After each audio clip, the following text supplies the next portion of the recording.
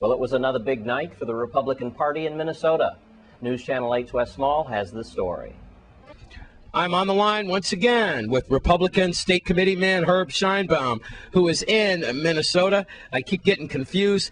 Is it St. Paul or Minneapolis? You're staying in a hotel in Minneapolis, right, Herb? Actually, you know the Twin Cities of St. Paul and Minneapolis. Right. Well, let's get to it, Herb. Let's start with the vice president last night. How do you think she fared out there? I say it was breathtaking. I saw grown men with tears in their eyes when she talked. We were sitting right in front of her family, and I got to meet all the people, especially the little girl, Bridget, and the one with Down syndrome, and they were just delightful. The only problem was we were so close to them, only a few feet away, where they were sitting right behind the Virgin Island delegation, that it was just a mass with press and photographers from every part of the world. And it was great having a chance to meet them, and then having this, well, they call her a hockey mom. She's more than a hockey mom. She's a super hockey mom. She's incredible. And she sends a note of great inspiration, not only to women but also to men, that you know, women do not have to have some big feminist rights organization in order to achieve. She did it on her own. I mean, the rugged type of inspiration, the outdoors, a hunter, a mother, a sports fan, and a mayor of a city of 10,000. You know, we calculated she's had more administrative experience than either Obama or Joe Biden put together. All right. Well, Herb, I want to wrap this up and say thank you very much for these reports.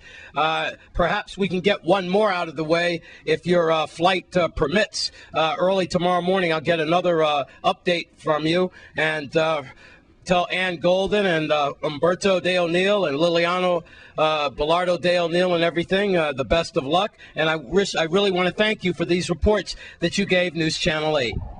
Okay, by the way, Umberto did the vote last night. We yielded to Umberto, who gave the information about the Virgin Islands, the tropical paradise, about Tim Duncan and Roger Bell, and about what we mean to the rest of the world, and the people really appreciate it. We've been getting calls from all over.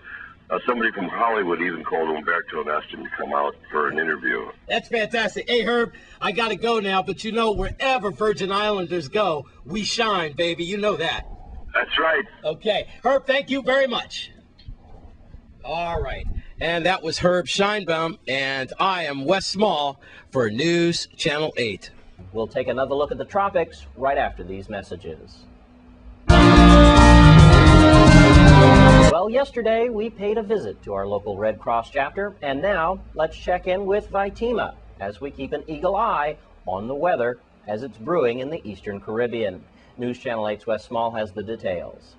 Once again, all eyes are on the tropics, and we're here at VITEMA once again as we prepare for the worst and hope for the best. And we hate to keep beating you over the head with this, but boy, we want to make sure that we're okay. This is a very active hurricane season. I'm here now with Ms. Heiliger, who is the Deputy Director of VITEMA, and she's just going to give us a little information about how we should be prepared for any disaster. Absolutely. Of course, as the community knows, this is the hurricane season, and it's a very, very active hurricane season as we see. It has been predicted to be very active, and which it is keeping up to its terms and NOAA's predictions. However, we do want the community to know that they need to be vigilant. They need to prepare their homes. They need to prepare their families and prepare that plan. We keep talking about preparations. We want to say that we are ready, but preparation is being on the way to being ready. So we do want the community to take all the necessary precautions that they need to do in terms of preparing for this season.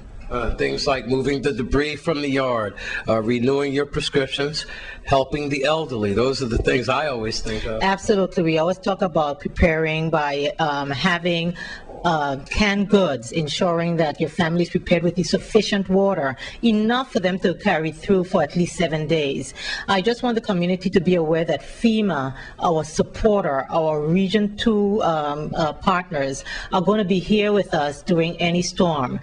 I just want the community to also know that we are in continuous dialogue with the National Weather Service, our Caribbean partners, and our Region 2 partners, which are out of New York. So we do want them to know that we are continuously being updated about the events of the tropical season and the waves that are coming off throughout the Atlantic. So we are in continuous communication with them and being updated daily in regards to what the activities that are going on throughout the Atlantic. Okay, so that is good news. And of course, make sure you get your hurricane tracking maps from the Channel 8 businesses.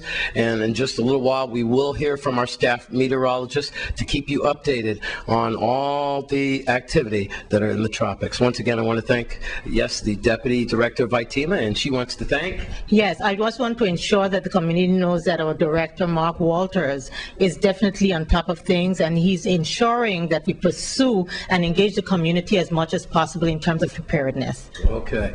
And a heads up to our St. Thomas and St. John viewers too, because I don't want to make a mistake. I'm not a meteorologist, but it looks like a lot of these storms are to the north of us, so St. Thomas could be getting it a little harder than St. Croix. But no matter where you are in our territory, just make sure that you prepare for the worst and hope for the best. Here with the Deputy Director of VITEMA, Ms. Heiliger, I'm Wes Small for News Channel 8. There'll be a drum and dance workshop at Island Center this weekend. News Channel 8's Wes Small has more. Okay, today I'm with Shanari Edwards, and she's going to talk to us about a dance and drum workshop. That sounds interesting. That's going to happen at Saturday at 1 o'clock at Island Center. And I also understand you have some guests coming, too. Saturday, September 6th, we have the Farafina Khan percussion ensemble coming to St. Croix to conduct some drum and dance classes for the Dimbaya Arts Conservatory. And I just want to talk a little bit about Dimbaya. We are a local nonprofit arts organization, and a group of 5 individuals inspired to preserve, teach, and present the cultural, performing, and martial arts of Africa and the diaspora. Wow. So that should be really interesting and colorful to watch. Yes. So we just want the community to come out, bring your family. It's a family affair. It's a great way to connect with your culture, to release stress, and to just have a different type of experience as a family. Wow, so that should be interesting. Yes. Now, do you practice this art of Yes. Dimbaya kind of thing? Yeah, Dimbaya. We started the group in 2004, and since 2004 we have had ongoing classes, and actually we are getting ready to start back our community dance class at the Alfredo Andrews cafeteria, and we'll let everybody know when the class will start. Wonderful. So please come out Saturday, September 6th at the Island Center, and the drum workshop starts at 1 and the dance workshop starts at 3. Okay, no experience necessary. Just come out and have a good time. Is there a cost? Yes, it's $10 for adults and $5 for children. Can't beat that. Yeah. $10 for adults, $5 for the children. 1 o'clock at Island Center this Saturday. That should be a lot of fun. I want to thank you, Ms. Edwards. Thank you so much. You're welcome. Okay. For News Channel 8, I'm Wes Small.